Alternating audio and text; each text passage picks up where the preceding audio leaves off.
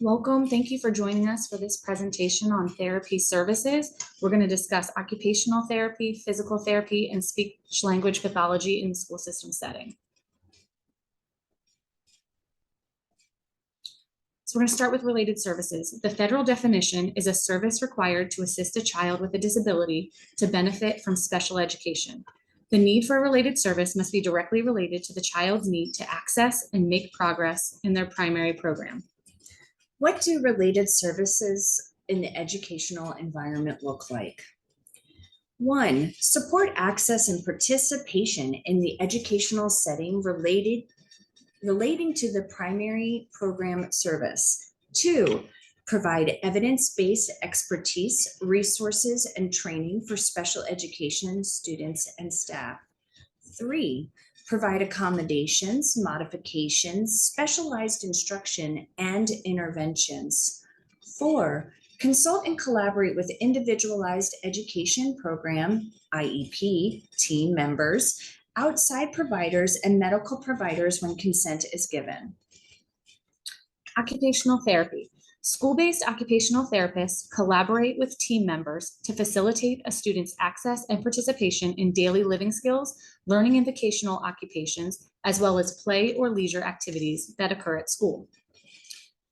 Physical therapy school-based practitioners provide educationally relevant services to students ages 2 through 22 when required for a student to access, participate in, and benefit from their educational program.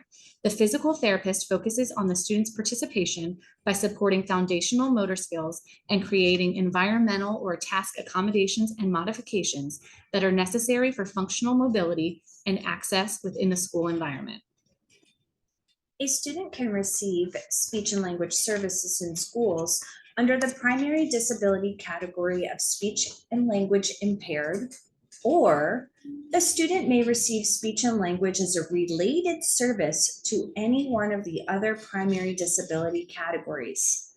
The student's IEP team is responsible for determining the services that are needed for the child to receive a free and appropriate public education, also called FAPE.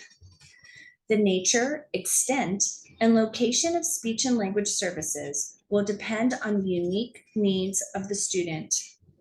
Speech-language pathologists, SLPs, provide services to students who demonstrate a communication impairment that adversely affects their educational performance.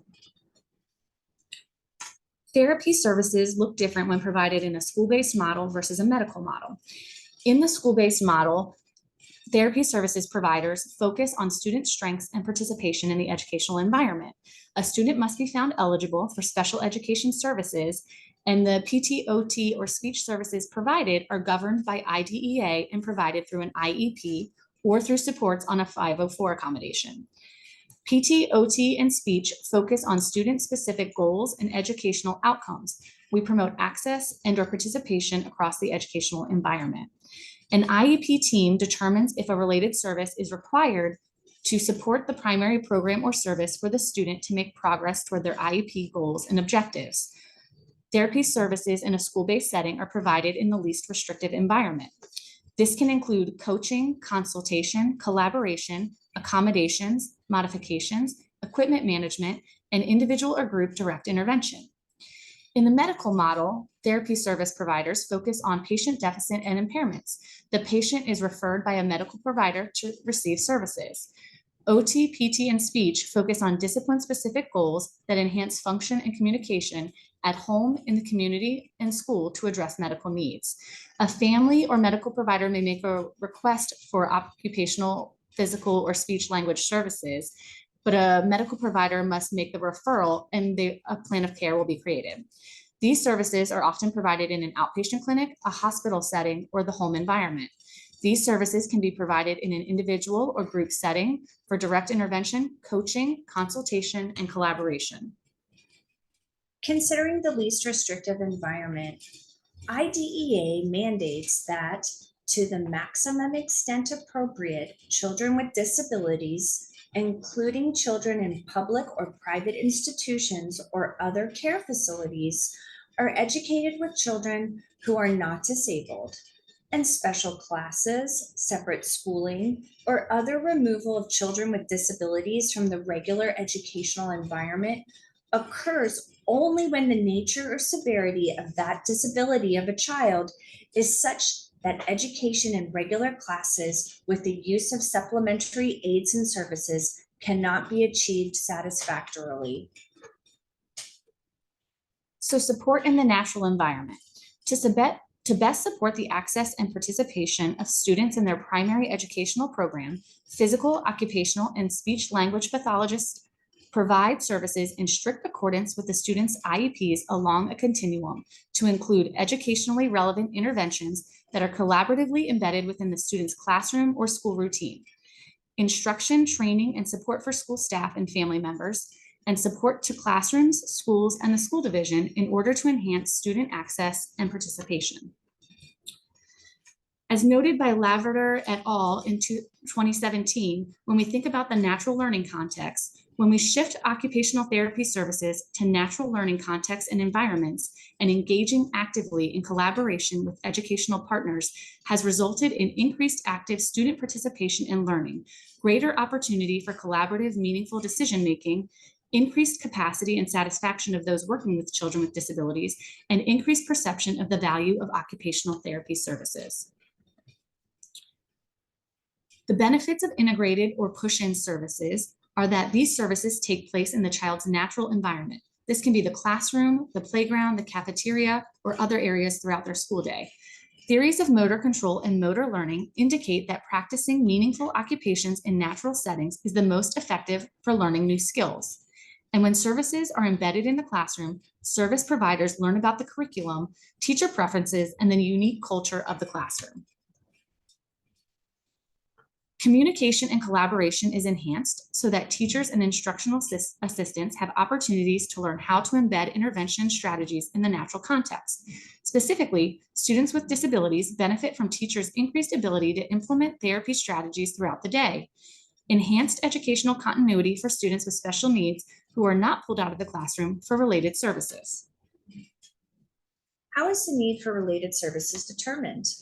The need for related service is an IEP team decision based on data. The addition of a related service may be required when the student has needs that cannot be met by the primary program and/or if the student is not making sufficient progress in their primary program. Individualized education program, your student's IEP. The IEP team consists of the parent or guardian, special education teacher, local education agency, LEA representative. This could be a principal or a principal designee, general education teacher, and may include, as appropriate, the student, other professional staff members, such as related service providers, other individuals at the discretion of the parent or school division who have special expertise or knowledge regarding the student. The IEP describes the student's present level of academic achievement and functional performance. The IEP focuses on a student's unique strengths and needs as they relate to the student's ability to access and participate in the general education curriculum, including non-academic areas and the physical school environment. The IEP team utilizes evidence-based information and data to inform the collaborative discussion to identify the most important areas to focus student and team efforts over the next school year, the IEP timeframe. IEP goals are student-centered. All IEP team members, including the student and their family, contribute information and priorities for the student from their unique perspectives to develop the IEP and create student-centered goals. The IEP team establishes discipline-free, student-centered IEP goals, which are meaningful to the student and the student's family to support access and participation in their educational curriculum. The IEP goals belong to the student and not a specific discipline or provider. The IEP team utilizes data and collaborates to promote successful acquisition of the established goals. The therapist has the professional responsibility to participate in IEP discussions, providing the team evidence, best practice, and realistic functional expectations for progressing towards student-centered goals. Collaboration is key. I'm going to say it again. Collaboration is key. Related service providers collaborate with the team to create and support the student's IEP goals. IEP goals are proposed to address the data-driven areas of educational impact and then are targeted collaboratively by the team. Data collection and progress reports are also collaborative. Related service providers are invited in to the student's classroom environment versus related services pulling them out. So what are some fun activities that you can do to support hand skills? Some ideas that we have are to peel and place stickers. You can string Cheerios. You can rip or crumble paper, place coins in a piggy bank, use chalk to draw on the sidewalk, Play-Doh activities such as rolling the Play-Doh, cutting the Play-Doh, or building figures with the Play-Doh, blowing and popping bubbles, doing puzzles, mazes, picking up items with tweezers or clothespins or tongs, or playing with Legos. So physical activity recommendations. The CDC recommends preschool age children, ages 3 through 5 years, be physically active throughout their day for growth and development. Caregivers should encourage preschool age children to be active when they play, aiming for 3 hours a day and to limit their screen time. The activity recommendations for children and adolescents aged 6 to 17 years is 60 minutes or more of moderate to vigorous intensity physical activity each day. This should include daily aerobic activities that strengthen bones and activities that build muscle. So this could include running or jumping or climbing or doing push-ups. Some fun movement activities that you can do indoor include crawling or walking over different pillows or blankets, tall kneeling, walking across the room to complete a puzzle. You can do animal walks such as a crab walk or a bear walk. You could play red light, green light, working on walking at different speeds, jumping or running in place, jumping over obstacles up and down from a step or side to side, have a dance party. You can do yoga poses, a balloon tap, so play keepy uppy with the balloon, not letting it touch the ground, or play Simon Says. Some fun movement activities to do outside include go to the playground. You can play on the swings, climb playground climbers, run, walk, or wheel across various surfaces. Go on a nature walk. You can take your child to ride a bike, a tricycle, or a balance bike. You can work on ball play, including throwing, catching, bouncing, or kicking a ball. You can use chalk to make an obstacle course or play hopscotch, and you can play hide and seek. All of these activities support a child's listening and speaking skills, which build the foundation for their reading and writing skills in the future. Some ways to support language learning at home. Read books to your child. It is okay to read the same book over and over again. It helps build familiarity and establishes a sense of social comfort and security. If your child uses an AAC device, model communication to your child and with your child on the device. Be present with your child during play activities and daily routines. Who needs their cell phone with them when they're climbing on climbers or swinging on swings with their children? Having that unobstructed face-to-face communication is essential. While reading, look for words that have target sounds or specific sounds in your books around the house or as you're out and about in the community. Using your home language to speak and read with your child is critical. Some activities to consider. I have games to play to stimulate language. Play is the foundation of learning. As we just heard, a lot of opportunities and ideas to support using play to support gross and fine motor development. It also supports your students' understanding of language and learning.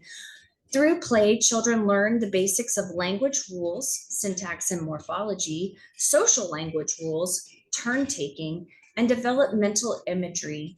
Play skills are necessary for building vocabulary, developing perspectives, turn taking, rehearsing, and generalizing learned skills. Some great games to play to develop your child's language: I Spy, Guess Who, 20 Questions, Simon Says, Headbands, Taboo, Categories, and Would You Rather. I'm sure you can find any game your family enjoys as an opportunity to build language for your child.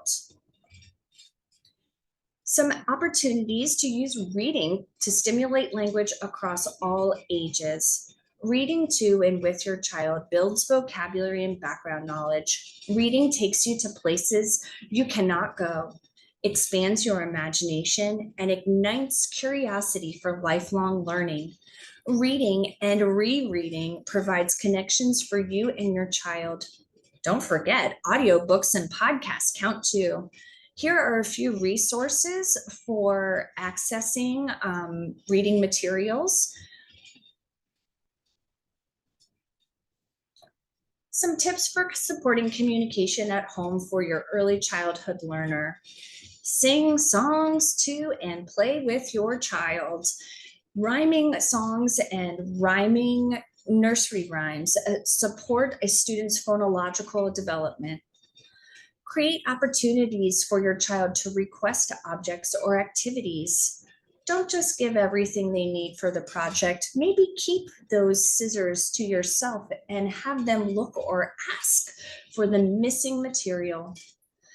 Parallel talk about what you and your child are doing or seeing to give context and additional vocabulary to the activity, as well as to scaffold extended language. Engage in pretend play when playing with cars or farms or other animals. Make those environmental sounds when playing with the trucks and the airplanes. Tips for supporting communication at home for elementary age students. Talk with your child about what you are doing, about how things are the same and different between what you're doing and what they're doing. Help your child make connections to books, stories, or movies to real life events at home, school, or in your community. Talk about your day and model narratives. Learning to sequence essential events from beginning to end is a critical life safety skill. Highlight those sequencing and connecting words such as first, then, next, finally.